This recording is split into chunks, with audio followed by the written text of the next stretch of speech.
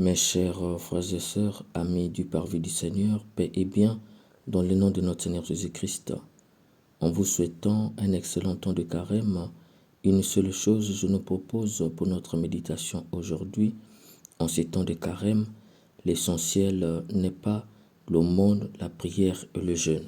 Dans l'évangile extrait de Matthieu 6, les versets 1 à 18, Jésus dit: « Mais toi, quand tu fais l'aumône, que ta main gauche ignore ce que donne ta main droite, afin que ton aumône reste dans le secret. Ton Père voit ce que tu fais en secret, il te le révaudra. » Mes chers frères et sœurs, dans le judaïsme, l'aumône est appelée tzedaka. Elle signifie justice. Faire l'aumône, c'est pratiquer la justice. L'autre variante de tzedaka est la droiture. Pratiquer l'aumône, c'est pratiquer la droiture. De ce fait, l'aumône en hébreu tzedaka signifie pratiquer la justice et la droiture. L'auteur sacré du Deutéronome au chapitre 15, les versets 7 à 8 dit: « S'il y a chez toi un pauvre parmi tes frères, dans l'une de tes villes, au pays que te donne le Seigneur ton Dieu, tu n'endurciras point ton cœur, et tu ne fermeras point la main devant ton frère pauvre. Tu lui ouvriras la main, et tu lui prêteras selon les besoins de son indigence. » Ici, nous voyons clairement que l'aumône, c'est donner aux autres un travail pour qu'ils se prennent eux-mêmes en charge. Par endroits, le chapitre 15 du Deutéronome traite de l'année sabbatique où tous les prêts doivent être annulés en vue de l'égalité sociale. Ainsi donc, pratiquer l'aumône aide à se lever à la sainteté, car pour les Juifs, l'homme doit participer au projet divin de la perfection en corrigeant les inégalités dues à la pauvreté. La tzedaka, qui est l'aumône, permet de réaliser le tikkun olam en hébreu, qui veut dire en français la réparation des injustices et des inégalités par des actes récurrents de justice. D'ailleurs, le judaïsme rappelait que Dieu est l'ultime propriétaire de tous les biens du monde et l'homme n'est qu'un intendant. C'est pourquoi il avait obligation de laisser la récolte de ses champs publics de sorte que le pauvre peut passer récolter. La tzedaka, l'aumône, est une obligation pour tout juif de combattre la pauvreté de sorte qu'il n'y ait pas de mendiants. D'où elle est en relief avec la teshuva en hébreu, qui signifie en français le repentir, ou un acte permettant d'obtenir le pardon de Dieu et ainsi de se réconcilier avec lui. Au demeurant, lorsque Jésus dit que ta main gauche ignore ce que donne ta main droite, afin que ton aumône reste dans le secret, il faut entendre par là qu'il remet à l'aumône sa vraie valeur, la réconciliation. Pratiquer la justice et la droiture, qui sont les deux piliers de l'aumône, c'est en vue de se réconcilier avec Dieu.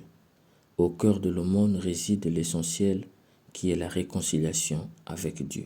Par ailleurs, Jésus dit: « Mais toi, quand tu pries, retire-toi au fond de la maison, ferme la porte et prie. Ton Père qui est présent dans le secret, ton Père voit ce que tu fais dans le secret, et il te le révaudra. » Dans le judaïsme, la prière en hébreu tefila désigne une échelle qui relie la terre au ciel, de sorte que l'homme peut monter pour rejoindre Dieu et Dieu peut descendre pour rejoindre l'homme. L'échelle est l'équivalent des étapes qu'il faut franchir. Quand l'homme arrive au niveau supérieur, en haut de l'échelle, sa prière se rapporte à quelque chose de plus élevé que les besoins matériels. Il se fond en Dieu. Notons aussi que tefila en hébreu, qui signifie prière en français, dérive du verbe palel, qui signifie juger. Palel est la forme réfléchie du mot hébraïque leipalel, qui signifie se juger soi-même. Ainsi, la prière est un moment d'auto-jugement devant Dieu, un lieu d'examen de conscience. Prier, c'est sonder son cœur pour voir s'il est en conformité avec l'amour de Dieu. La prière est une demande de miséricorde et de bonté à qui a compris que c'est le lieu d'auto-jugement et d'examen de conscience. C'est pourquoi Jésus invite à la discrétion, car l'essentiel de la prière, c'est la réconciliation avec Dieu. Enfin, Jésus conclut, « Mais toi, quand tu jeûnes, parfume-toi la tête et lave-toi le visage. Ainsi, ton jeûne ne sera pas connu des hommes, mais seulement de ton Père qui est présent dans le secret. Ton Père voit ce que tu fais dans le secret, il te le révaudra. » Dans ce fragment, Jésus rappelle le fondement du jeûne. Ce que Dieu demande, ce n'est pas le jeûne lui-même, mais la pénitence et la réforme de la mauvaise conduite. C'est dans ce sens que le mot hébraïque ta'anit, traduit en français par jeûne, signifie se priver dans le but de se repentir. D'ailleurs, le ta'anit était prescrit lors de la fête de Yom Kippour, le jour du grand pardon. 10 jours après Rosh Hashanah, le nouvel an juif, Yom Kippour était le point culminant de cette période de fête du nouvel an. Il fallait commencer une nouvelle année avec le grand pardon de Dieu. La condition pour recevoir ce grand pardon était le ta'anit, le jeûne, c'est-à-dire se priver en vue d'améliorer sa conduite envers l'autre en pratiquant le bien. Au demeurant, jeûner, c'est changer de comportement. C'est pourquoi dans la première lecture, tirée de Joël au chapitre 2, le verset 12 à 18, Dieu dit « Déchirez vos cœurs et non vos vêtements ». Mes chers frères et sœurs, nous avions vu qu'au cœur de l'aumône, de la prière et du jeûne, qui sont les trois piliers qui fondent notre temps de carême, l'essentiel est la réconciliation avec Dieu. Au cœur de l'aumône se trouve la réconciliation. Au cœur ensuite de la prière se trouve la réconciliation. Au cœur enfin du jeûne se trouve la réconciliation. La réconciliation est la jonction de tous les chemins qui mènent à l'aumône, la prière et le jeûne. Les trois ont un seul point commun, la réconciliation. Mes chers frères et sœurs, par l'aumône, la prière et le jeûne, Jésus nous invite à la réconciliation avec Dieu. C'est pourquoi l'essentiel dans le temps de carême n'est pas l'aumône, la prière et le jeûne, mais la réconciliation avec Dieu. Tu peux pratiquer l'aumône, prier intensément durant ce temps de carême. Tu peux jeûner pendant plusieurs jours à sec, comme on le dit, ne pas manger ni boire. Mais si tout cela ne te réconcilie pas avec Dieu, tu perds ton temps. En fait, le temps de carême n'est pas un temps où nous axons tous sur l'aumône, la prière et le jeûne, mais c'est un temps où chacun doit identifier son plus grand mal, cultiver sa relation avec Dieu afin de se réconcilier avec lui. Si pendant tout le temps de carême, tu n'as pas pu identifier ta plus grande faiblesse et la présenter à Dieu en vue de la réconciliation, sache que vains sont tes jeûnes, tes prières et tes aumônes. L'aumône, la prière et le jeûne sont des voies qui nous mènent à la réconciliation avec Dieu. Si tu penses que c'est le jeûne, vas-y, emprunte ce chemin. Si c'est la prière, vas-y. Si c'est les trois aussi, vas-y. Mais n'oublie pas l'essentiel, c'est la réconciliation avec Dieu.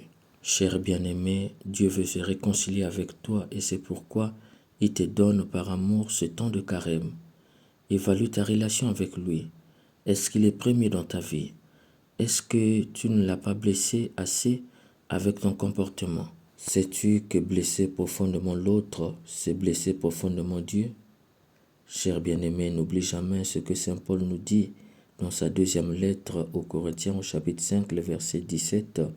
Dans la réconciliation, Dieu fait de la victime comme de l'offenseur une nouvelle créature. C'est pour te dire, cher ami, qui se réconcilie avec Dieu devient de facto une créature nouvelle. Car la principale préoccupation de Dieu dans le processus de réconciliation, c'est la guérison des victimes. D'ailleurs, la réconciliation du grec katalasso, de son substantif katalage, au mieux, apokatalasso signifie un devenir autre, un faire autrement. La réconciliation transforme les parties en présence et fait évoluer la relation. Par la réconciliation, Dieu nous tire de la terre et nous incorpore dans sa vie. C'est le sens des cendres qui nous rappelle que nous sommes tirés de la terre, mais en vue de partager l'éternité avec Dieu. Cela passe par la réconciliation. Cher ami du parvis du Seigneur, toi qui m'écoutes, je t'en supplie, laisse-toi réconcilier avec Dieu. N'oublie pas il y a une portée théologique dans l'aumône, le jeûne et la prière. C'est se réconcilier avec Dieu afin d'être digne de lui. Que l'Esprit Saint nous aide à faire de ce temps de Carême 2023 un temps de réconciliation ad maiorem Dei gloriam pour la gloire de Dieu. Amen.